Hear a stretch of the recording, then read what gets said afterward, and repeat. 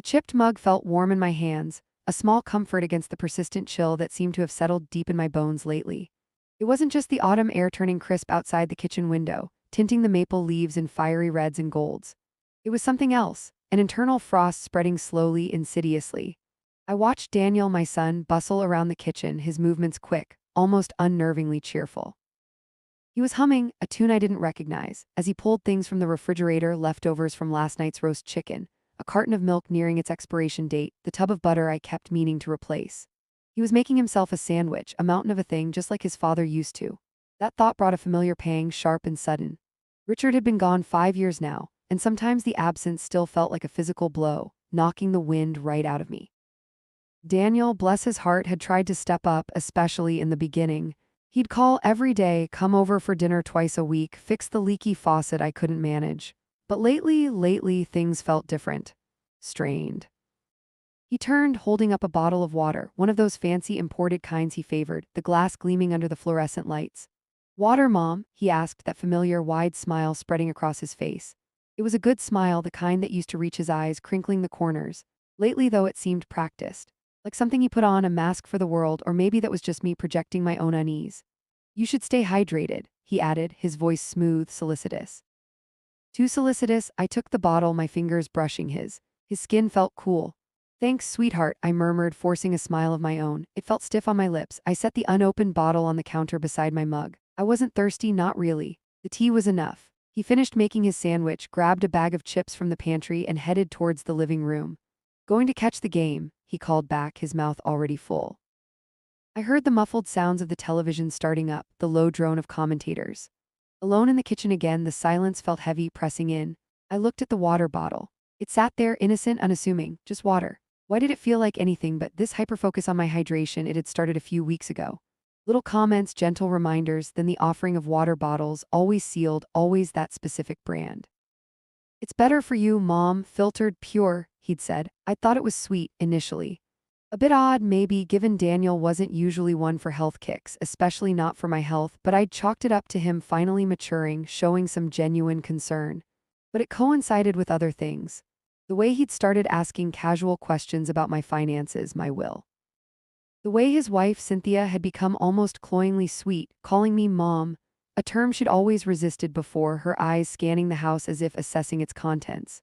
They were struggling, I knew that much. Daniel had lost his job 6 months ago, a restructuring, he'd called it, but the whispers I'd heard from my cousin suggested otherwise.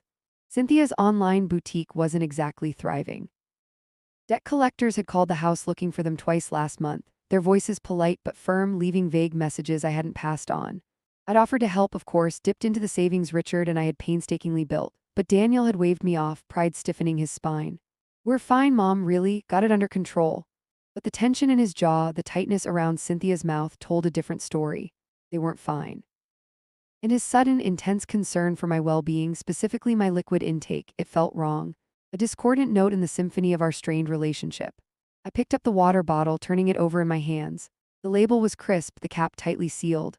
Nothing looked amiss, just water, filtered, pure, for my health. Why did the thought send a shiver down my spine, colder than the autumn air outside? Why did his smile, the one he'd offered with the bottle, feel less like affection and more like something else? Something calculating, something chilling. I pushed the thought away. It was monstrous, unthinkable. This was Daniel, my son, the little boy who used to bring me dandelion bouquets, the teenager who'd cried on my shoulder after his first breakup. He wouldn't, he couldn't, could he?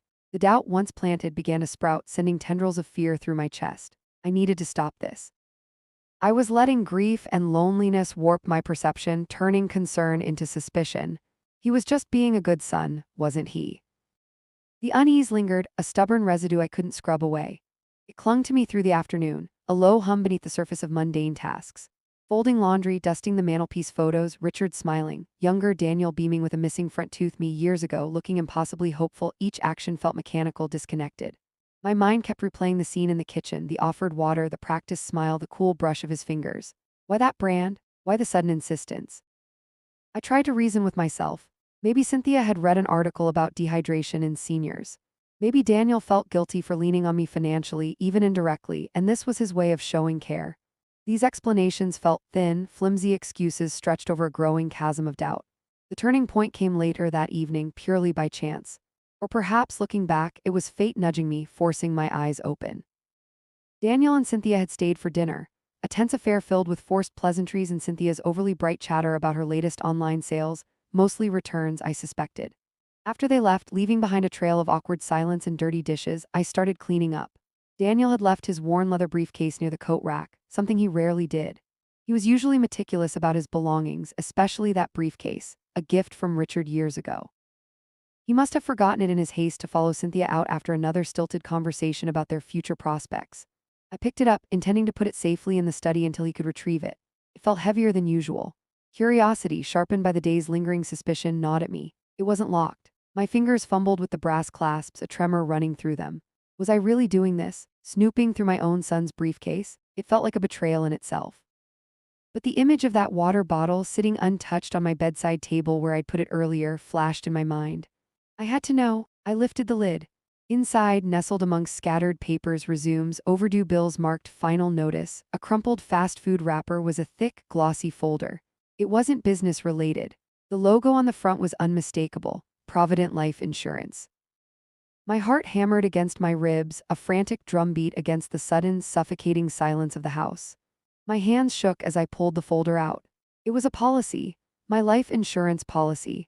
The one Richard and I had taken out decades ago, diligently paying the premiums year after year, thinking it was for the survivor, for security, for peace of mind. I hadn't looked at it in years, assuming everything was straightforward, filed away with our wills and other important documents in the study safe. But this copy, it was recent, dated just 3 months ago. A request for information, policy valuation, and beneficiary confirmation.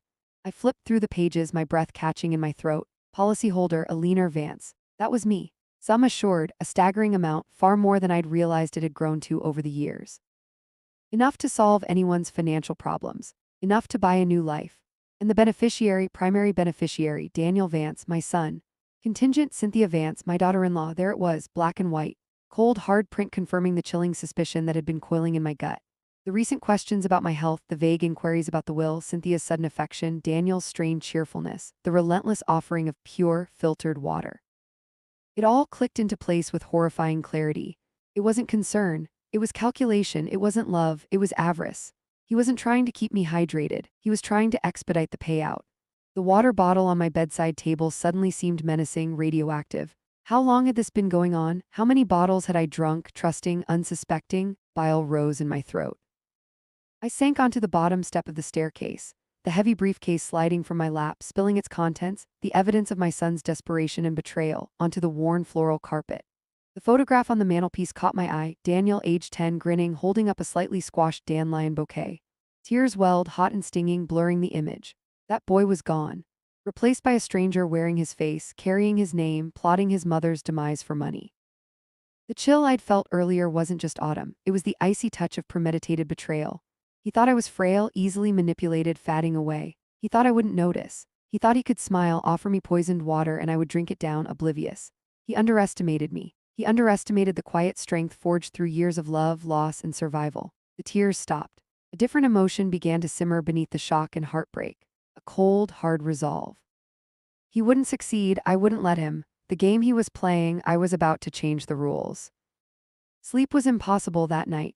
Every creak of the old house sounded like a footstep. Every shadow seemed to hold a threat. I lay in bed, staring at the ceiling, the insurance documents tucked safely away, not back in the briefcase but hidden beneath a loose floorboard in my closet, a secret known only to me and Richard years ago. The water bottle Daniel had given me sat on the nightstand, mocking me with its placid surface. I thought about pouring it down the drain, smashing the bottle against the wall, confronting Daniel immediately, screaming the accusation into his smiling face. But raw anger wouldn't help. It would put him on guard, perhaps make him more desperate, more dangerous. No, this required something else. Quiet calculation. The same chilling precision he seemed to be employing. If he wanted to play this deadly game, I would have to play too, but on my terms. The next morning, I moved with a deliberate calm that surprised even myself. The shock had solidified into a kind of icy determination. I made coffee, listened to the news, pretended it was just another Tuesday. When Daniel called, his voice falsely bright, asking if I needed anything from the store, I kept my tone level, friendly, even. Actually, yes, sweetheart, I said, the endearment tasting like ash in my mouth. Could you pick up some more of that lovely bottled water you brought over yesterday? I seem to have finished the one you gave me. I held my breath, listening for any hesitation, any flicker of surprise. There was none. Sure thing, Mom, he chirped. Glad you liked it. Told you it was good stuff. I'll grab a couple on my way. He was coming over later, ostensibly to fix a wobbly shelf in the pantry, another excuse for access, I now realized. This was my chance. After he hung up, I went to the pantry. Tucked away at the back, behind dusty jars of preserves I hadn't touched in years, were several bottles of the exact same imported water. Cynthia had bought them months ago during a short-lived health fad, then abandoned them. They were identical to the one on my nightstand. Perfect. I took one of the pantry bottles and the one Daniel had given me yesterday into the kitchen. My hands were steady now. I carefully examined the caps. They looked identical, factory sealed. But his intention made one lethal, the other harmless. With painstaking care, using a technique Richard had shown me once for reusing bottle caps for his homebrewing experiments, heating the plastic edge just enough to make it pliable without leaving obvious marks, I gently worked the cap off the bottle Daniel had given me. The poisoned bottle. My heart pounded, a frantic bird trapped in my ribs. I poured the contents down the sink, watching the clear liquid disappear, wondering what exactly it contained. Tasteless, odorless poison? Crushed medication? I shuddered, rinsing the sink thoroughly. Then I took the identical bottle from the pantry, the clean one Cynthia had bought. I carefully poured its ordinary, harmless water into the now empty bottle Daniel had provided. The final step was the most crucial. Using the same gentle heating method, I resealed the bottle with its original cap, the one that had come on the water he intended for me. I worked slowly, meticulously, ensuring there were no scratches, no telltale signs of tampering. When I finished, it looked perfect. Untouched, factory sealed. One bottle, filled with ordinary water, now bore the cap from the bottle meant to kill me. The other bottle, the clean one from the pantry, now wore the cap from the harmless bottle. I carefully wiped both bottles clean of fingerprints and placed the prepared bottle, ordinary water, original cap, back on my nightstand. The other one, the truly safe one with the switched cap, I hid deep in the recycling bin under layers of newspaper. A dry run. A test of my nerve, my ability to execute this chilling reversal. Could I go through with it when he handed me the next bottle, the one he thought was deadly? The image of his smile, the fake solicitude, the cold calculation behind his eyes, yes.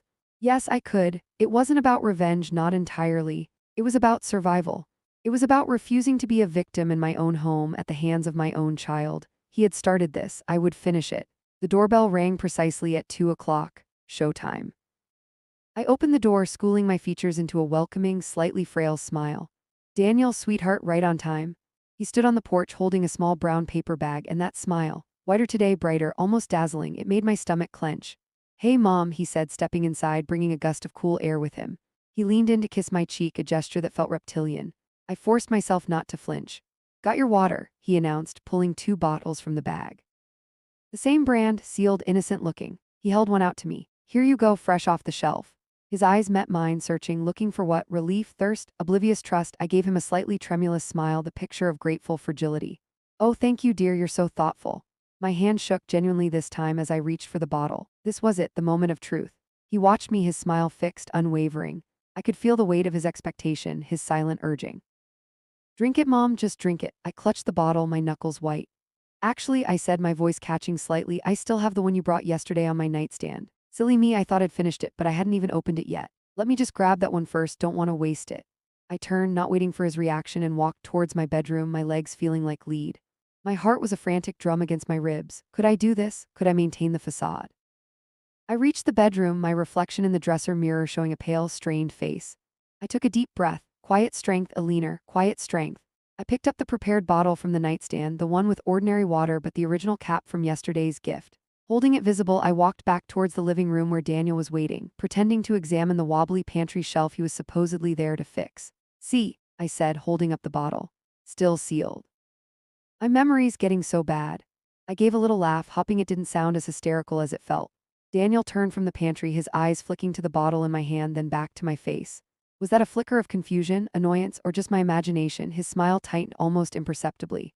No worries, Mom, just drink it whenever you're thirsty. Keep this new one cold in the fridge. He gestured to the second bottle he'd brought, which he'd placed on the kitchen counter. An escape route.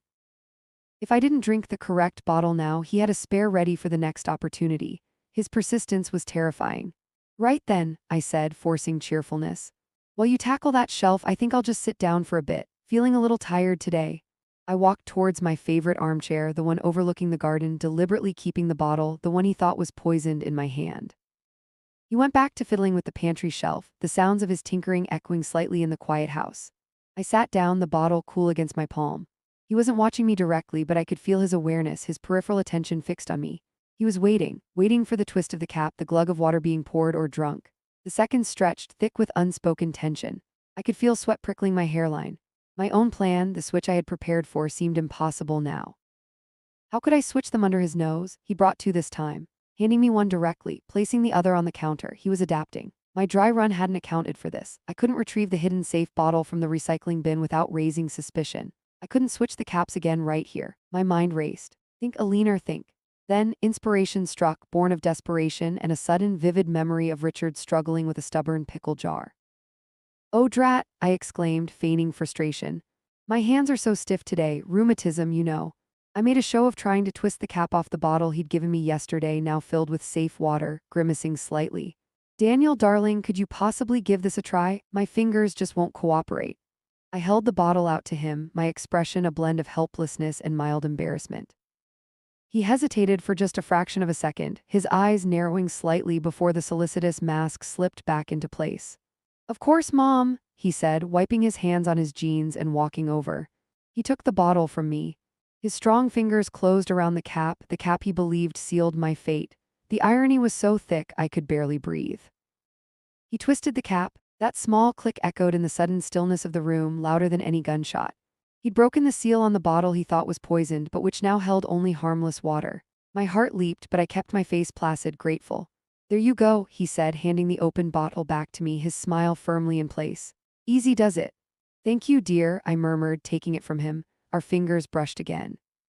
This time I felt the tremor in his hand, almost imperceptible but there. Nerves, anticipation, guilt, whatever it was, it fueled my resolve. Now came the critical part. He expected me to drink. He was watching, waiting. I raised the bottle, not quite to my lips, and then paused, looking towards the kitchen.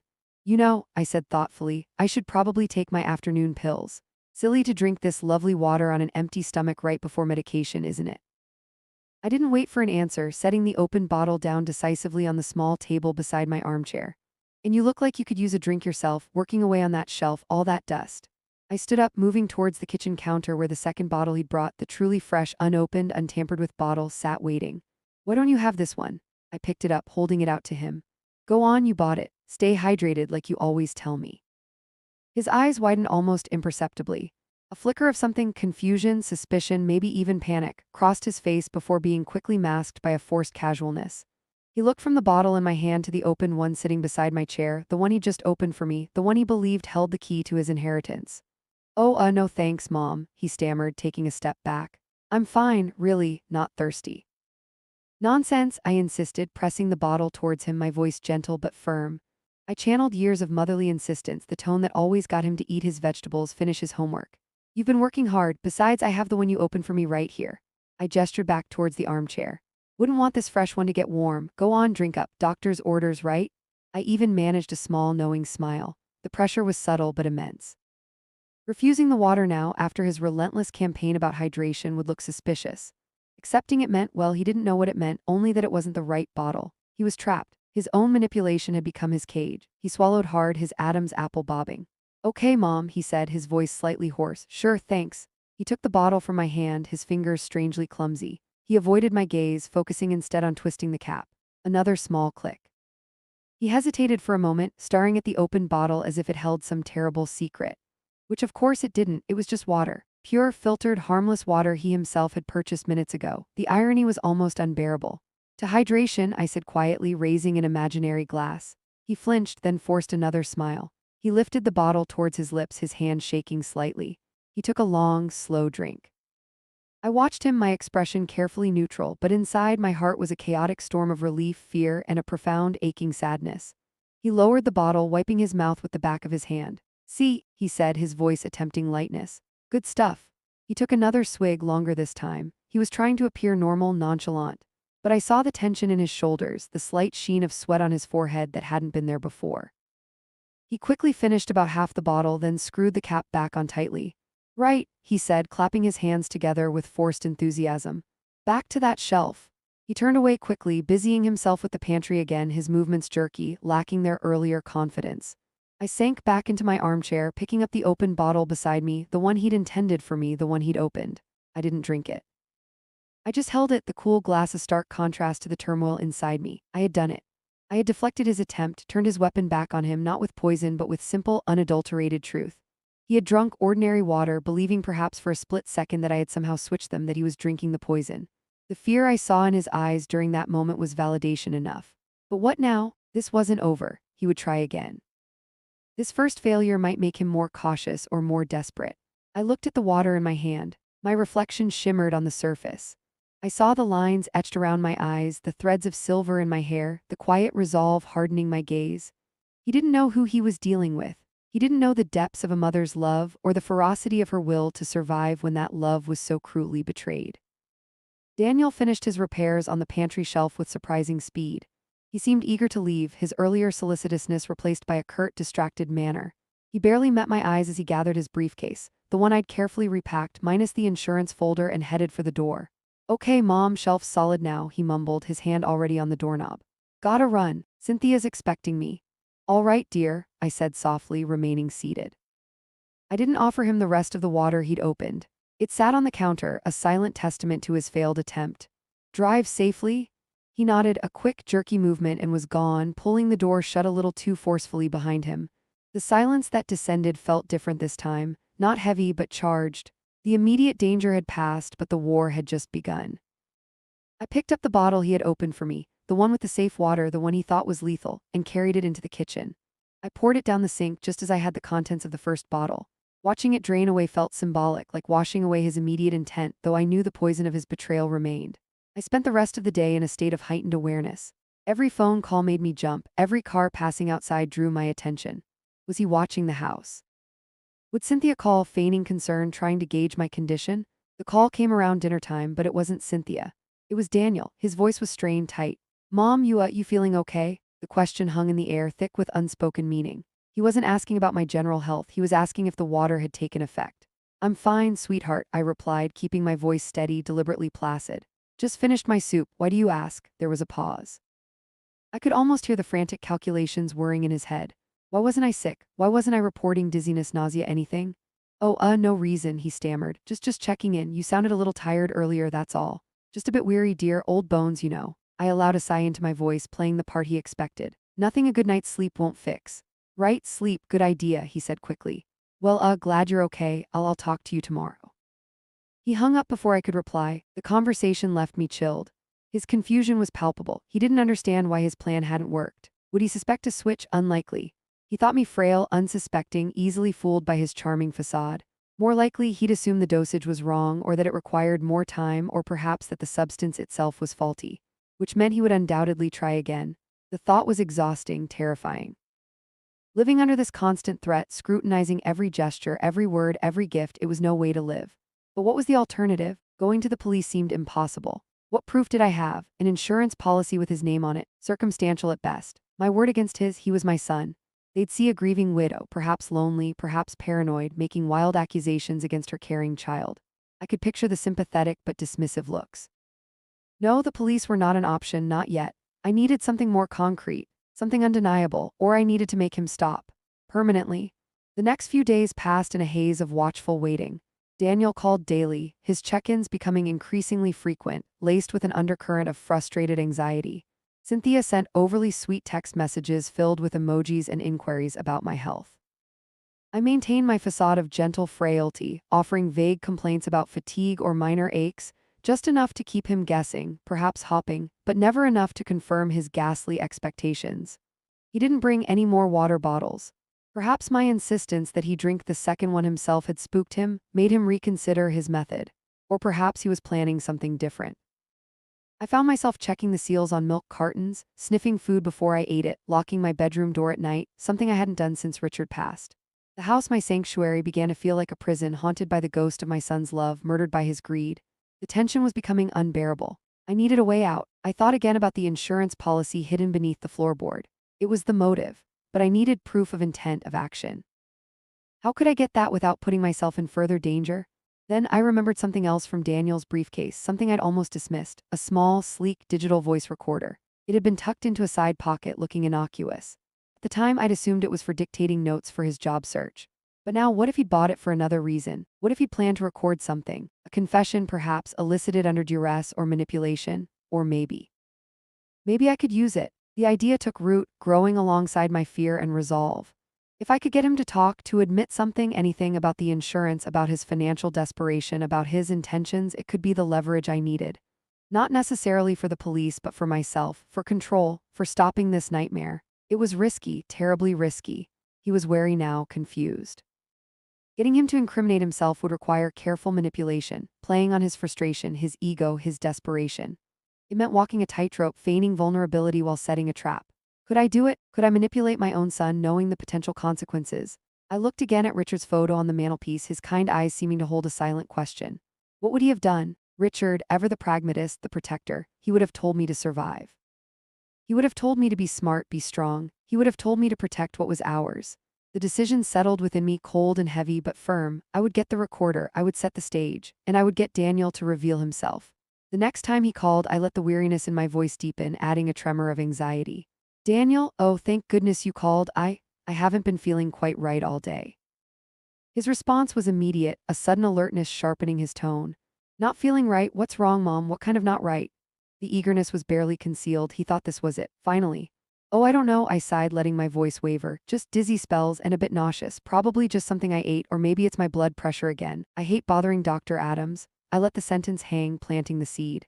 Dizzy, nauseous. He repeated, a strange mixture of concern and something else, satisfaction, in his voice. Maybe you should lie down, Mom. Should I come over? Maybe Cynthia and I should come. We could bring dinner. Oh no, dear, don't trouble yourselves, I protested weakly. I'm sure it'll pass, but it is lonely here, worrying by myself. Another pause, longer this time. He was weighing his options, calculating. Showing up immediately might look suspicious, especially if I suddenly recovered. But leaving me alone when I sounded unwell also carried risks. Tell you what, Mom, he said finally, his voice regaining its smooth, solicitous tone. Cynthia's got this thing tonight she can't miss, but I can swing by tomorrow morning. Bring you some of that ginger tea you like for nausea. Check on you properly. How does that sound? Tomorrow morning, perfect. It gave me time to prepare. That would be lovely, dear, I whispered. Thank you, you're such a good son. The lie felt like acid on my tongue, but it was necessary. After hanging up, I retrieved the hidden voice recorder. It was small, easily concealed. I spent an hour figuring out its simple controls, testing the sound quality, finding the best place to hide it in the living room, tucked between the cushions of the sofa opposite my armchair, angled towards where Daniel usually sat. Close enough to capture conversation, but unlikely to be discovered. My plan was simple, dangerous, and relied entirely on my ability to play a role. I would appear weaker, more confused, perhaps letting slip fabricated worries about my memory, my finances, even the insurance policy itself. I would create an opening for him, an opportunity to reassure me, perhaps even boast about how he would take care of everything once the inevitable happened. It was a psychological game, playing on his guilt, his greed, and his underestimation of me. The next morning I dressed carefully, choosing clothes that looked comfortable but slightly disheveled. I skipped my usual makeup, allowing the shadows under my eyes to show. When Daniel arrived, punctual as ever, carrying a thermos and wearing his concerned son expression, I met him at the door leaning heavily on a cane I usually only used on bad days. Mom, you look, he started, his eyes scanning me quickly. Assessing. Just a bit shaky today, dear, I interrupted, forcing a weak smile. But your timing is perfect. I was just thinking a cup of that ginger tea would be heavenly. I led him into the living room, deliberately moving slowly, settling myself into my armchair with a sigh. He placed the thermos on the table, unscrewing the cap. The aroma of ginger filled the air. He poured a cup, his movements careful, deliberate. Was this tea also suspect? I couldn't risk assuming anything was safe anymore. Here you go, he said, handing me the steaming mug. Careful, it's hot. Thank you, Daniel. I took the mug, cradling it in my hands, letting the warmth seep into my fingers but not drinking. I looked up at him, my expression clouded with worry. Daniel, I began, my voice trembling slightly. I was thinking last night about things, about the future. He sat down on the sofa opposite me, right where I'd hoped he would, near the hidden recorder. He leaned forward, his expression attentive. What things, Mom? Well, I hesitated, looking down into the mug. My memory, it's just not what it used to be. Sometimes I forget important things. Did I ever update my will after your father passed? I can't seem to recall. And the insurance, Richard handled all of that. I hope everything is in order. It would be terrible if I trailed off, feigning confusion and distress. Daniel's eyes sharpened. This was the opening he'd been waiting for. He could reassure me, solidify his position, perhaps even subtly pressure me about arrangements. Don't you worry about a thing, Mom, he said, his voice dropping to a soothing, confidential tone. Everything's taken care of, the will is fine just like Dad set it up. And the insurance, I checked on that policy myself not long ago. It's all up to date, a substantial amount actually. You and Dad were very prudent." He paused, choosing his next words carefully. "It's good you have it, for peace of mind. Knowing that well, knowing that things will be handled when the time comes. That I can handle things, make sure you're comfortable." "You checked the policy?" I asked, injecting a note of surprise. "When?" "Oh, a few months back," he said vaguely, waving a dismissive hand. "Just making sure the beneficiaries were correct, standard procedure." "And it's just you?" I pressed gently. "As the beneficiary," he shifted slightly on the sofa.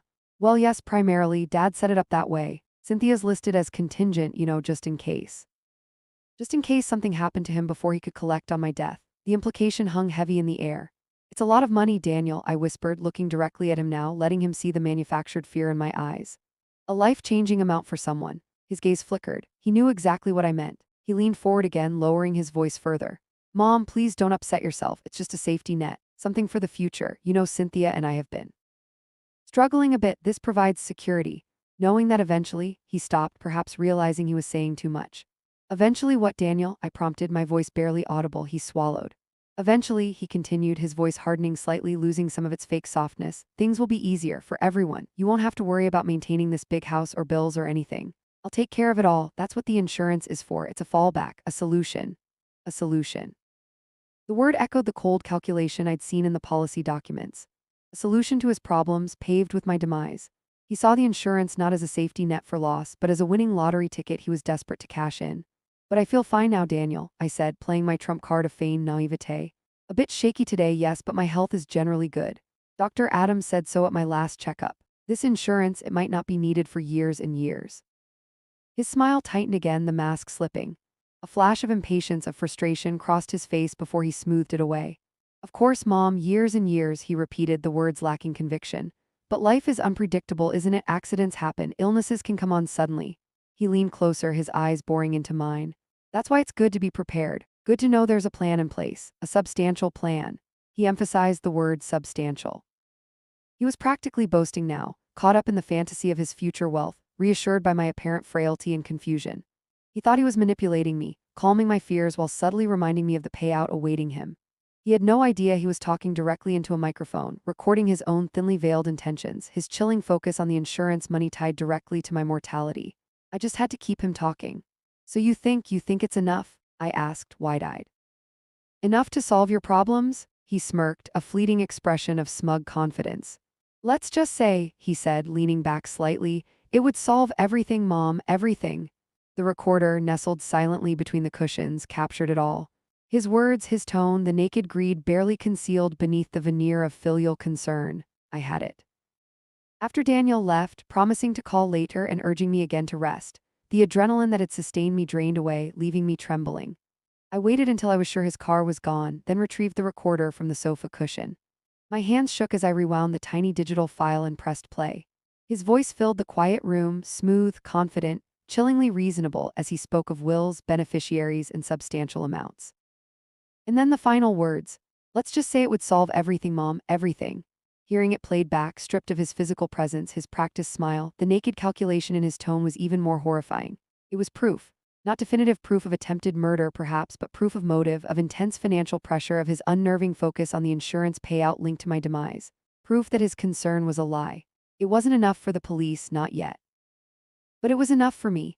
It was the weapon I needed, not for legal justice, but for my own survival, my own peace. What now? Confront him, play the recording for him? The thought of his reaction, denial, rage, maybe even violence, made my blood run cold. He was desperate, and desperate people are unpredictable. No, a direct confrontation felt too dangerous. I needed a different approach. Something that would neutralize the threat without putting myself directly in the line of fire. I thought about Cynthia. She was listed as the contingent beneficiary. She was clearly aware of their financial desperation, complicit in the cloying sweetness, the assessment of my home. But was she aware of the full extent of Daniel's plan? Did she know about the water, or did she just assume the insurance money would eventually, naturally come their way? Her ambition was palpable, but perhaps it didn't extend to murder. Maybe she was the key.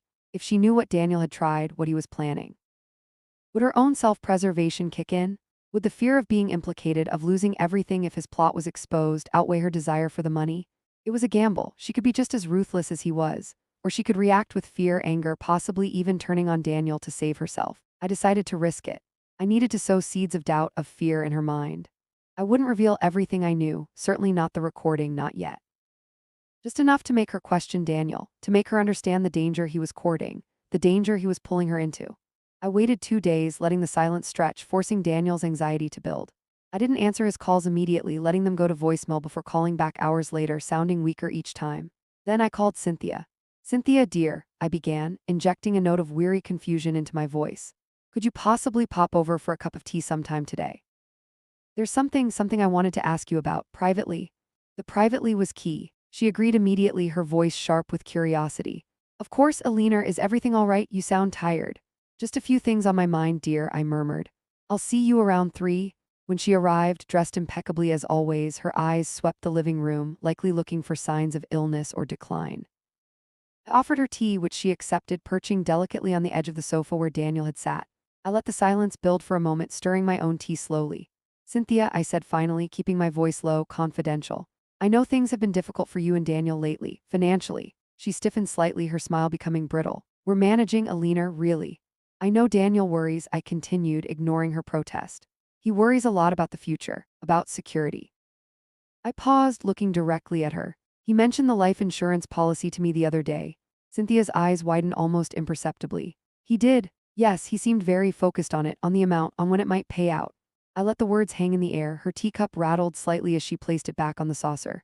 Well, it's natural to plan for the future, isn't it? She said, her voice a little too high-pitched. It's a comfort knowing it's there. Is it? I asked softly. Or is it becoming something else, a temptation? Cynthia stared at me, her mask of composure slipping. Fear flickered in her eyes. What are you suggesting, Alina? I'm suggesting, I said, leaning forward slightly, my voice barely a whisper, that desperation can make people consider drastic things, things that could have terrible consequences for everyone involved. I didn't mention water bottles. I didn't mention poison. I didn't mention the recording. I didn't need to. The implication was clear. I let my gaze drift towards the photo of Daniel on the mantelpiece. He's my son, I love him, but I see the pressure he's under. And I worry, Cynthia, I worry about what he might be capable of doing, what he might drag you into. Her face paled. The fear in her eyes was real now, mixed with dawning comprehension and perhaps horror. She opened her mouth to speak, then closed it again. She knew, maybe not the specifics, but she understood the core of my warning. She understood the potential cost of Daniel's solution. I don't know what you mean, she stammered, but her eyes darted nervously towards the door. I think you do, I said gently but firmly. Think carefully, Cynthia, about the risks, about the consequences. Some things aren't worth the price. I stood up, signaling the end of our conversation. Thank you for coming, dear, it was good to talk. She practically fled, leaving her half-finished tea behind. I watched her go, a small, bitter satisfaction mingling with the ever-present sadness. The seed was planted. Whether it would sprout into self-preservation or wither under greed, only time would tell. But I had shifted the dynamic. I had introduced uncertainty, fear into their conspiracy of hope. Daniel wasn't the only player anymore, and his primary beneficiary might just become his biggest liability. The waiting game continued, but the atmosphere had changed. The fallout from my conversation with Cynthia was almost immediate, though subtle at first. Daniel's calls became less frequent, his tone shifting from strained solicitude to curtness, sometimes bordering on resentment. I could picture the conversations happening in their house, Cynthia, pale and shaken, relaying my veiled warnings, planting seeds of doubt about his plans, about his discretion. Had he slipped up? Had he said something incriminating? Did I know more than I was letting on? Their unified front was cracking. A few days later, I received an unexpected visitor. It wasn't Daniel or Cynthia. It was Mr. Harrison, my late husband's lawyer and an old family friend, his face etched with concern. Alina, he said, settling into the armchair opposite me, refusing my offer of tea. I had a rather unusual call yesterday from Daniel. My heart gave a slight lurch. He was asking some pointed questions about your will, Mr. Harrison continued, his bushy gray eyebrows drawing together. Specifically about whether you had made any recent changes or if you had the mental capacity to do so. He also inquired rather obliquely about the process for challenging a will. I felt a chill despite the warmth of the room. So Daniel was already planning his next move. If poisoning failed, perhaps he could contest my will, declare me incompetent, gain control of my assets that way. His greed knew no bounds. What did you tell him, Robert? I asked quietly. I told him, Mr. Harrison said, his voice firm, that your will is perfectly valid, that you are as sharp as ever, and that any challenge would be frivolous and likely unsuccessful. I also reminded him, perhaps more forcefully than strictly necessary, of my long-standing relationship with you and Richard, and that I would vigorously defend your interests and stated wishes. He paused, leaning forward. Eleanor, what is going on? Daniel sounded agitated, almost desperate. Is there something you need to tell me? I trusted Robert. He had handled our affairs for decades, navigated us through complex contracts and Richard's estate with quiet competence and integrity. But telling him the whole truth about the water, the insurance, the recording, it felt like crossing a threshold I wasn't ready for. Daniel and Cynthia are under significant financial strain, Robert, I said carefully. I think Daniel is exploring all his options, however inappropriate. Mr. Harrison studied my face for a long moment. There's more to it, isn't there? He asked gently. I hesitated, then nodded slowly. I believe Daniel might be considering actions that are not only inappropriate but potentially harmful to himself and perhaps to me. I saw the understanding dawn in his eyes, followed by shock and a grim sort of sadness. He didn't press for details, for which I was grateful. Eleanor, he said, his voice low and serious. If you're feeling unsafe, if you have any reason to believe he poses a threat, you must tell me. We can take steps, restraining orders, alerting the authorities. Not yet, Robert, I said. I don't have concrete proof that would stand up, and involving the police now, it would destroy everything regardless of the outcome. Let me handle this my way for now, but knowing you're aware that you're watching, it helps.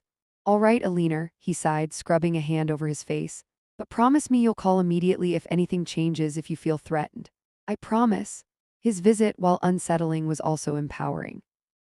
Daniel's attempt to undermine me through legal channels had failed, alerting my most stalwart ally. My network of quiet strength was growing. The balance of power was slowly, almost imperceptibly, shifting. That evening, Daniel showed up unannounced. He didn't knock, just used his old key to let himself in, calling my name sharply from the hallway. I met him in the living room, my hand instinctively tightening on the armrest of my chair. He looked terrible.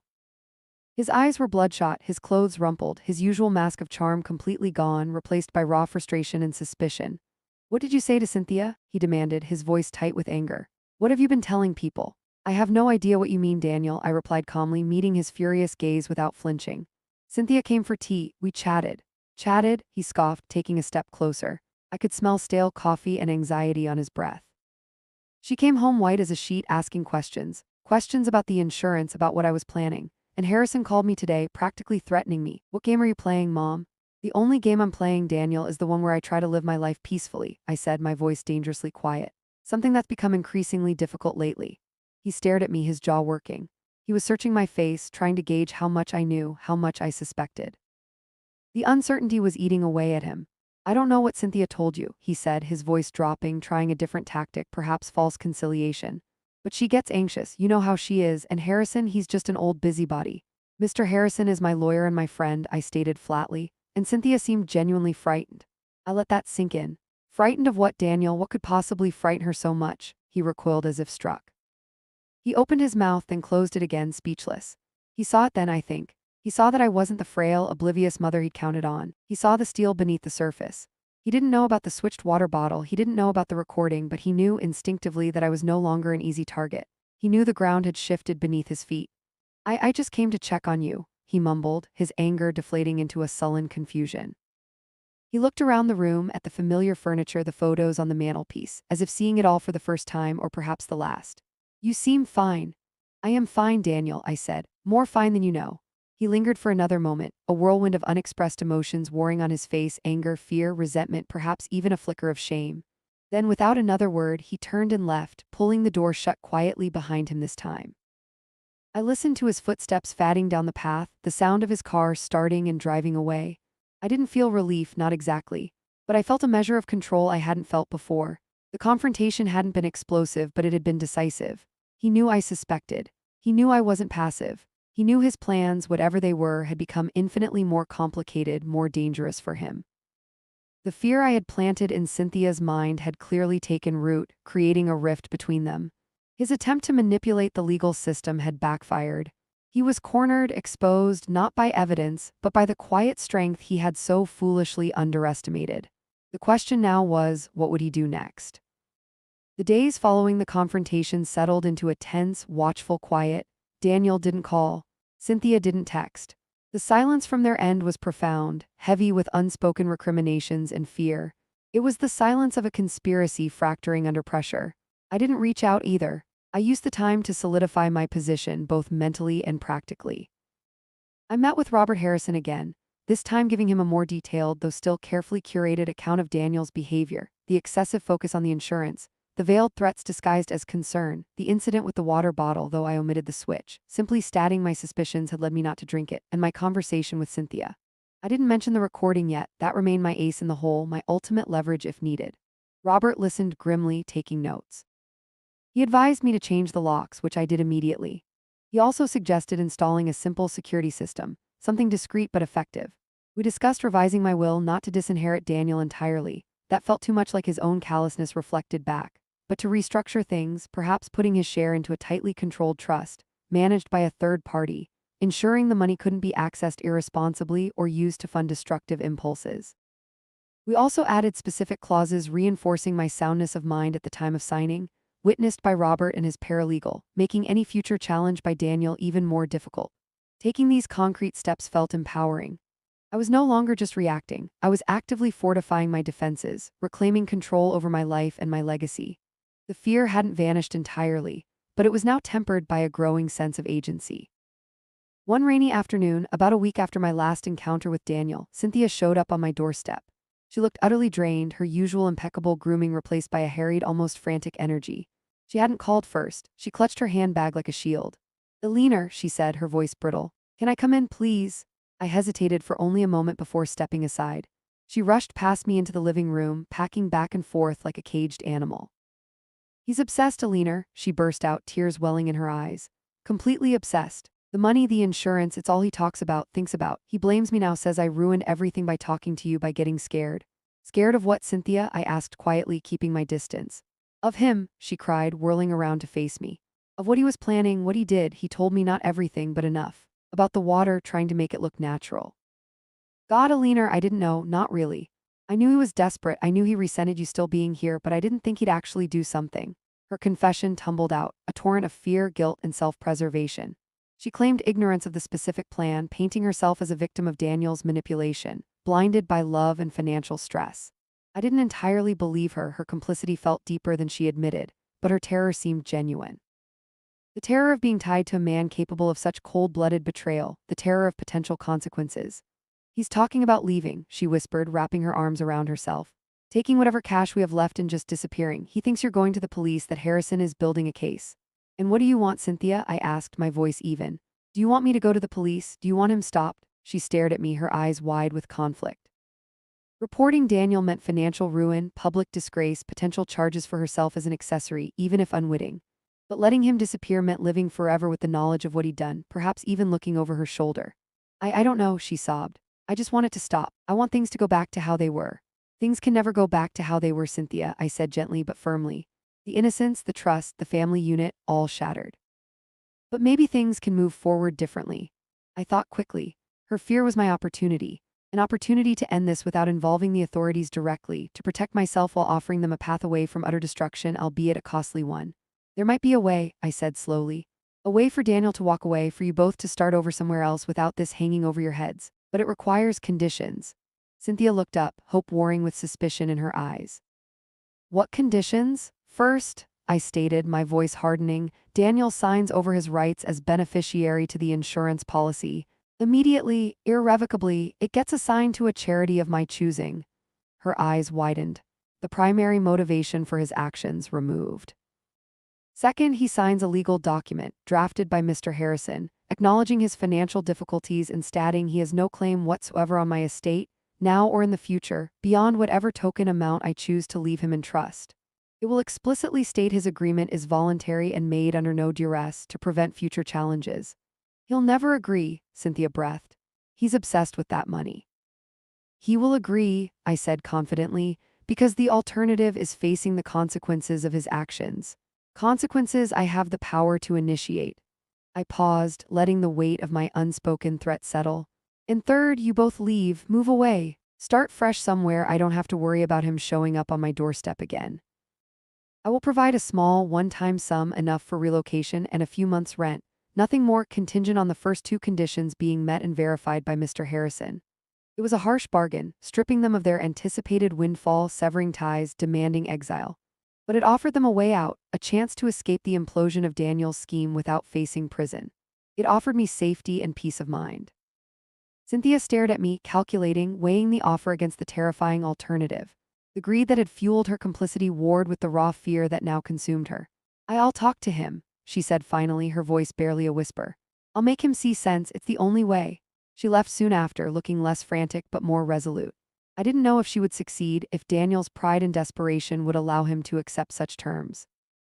But I had laid my cards on the table, leveraging their fear and my own quiet strength. The power dynamic had irrevocably shifted. I was no longer the intended victim. I was the one dictating the terms of survival. The negotiations, conducted primarily through Robert Harrison and a shell-shocked, reluctant lawyer Cynthia managed to retain, were fraught with tension. Daniel, as expected, initially balked at the terms.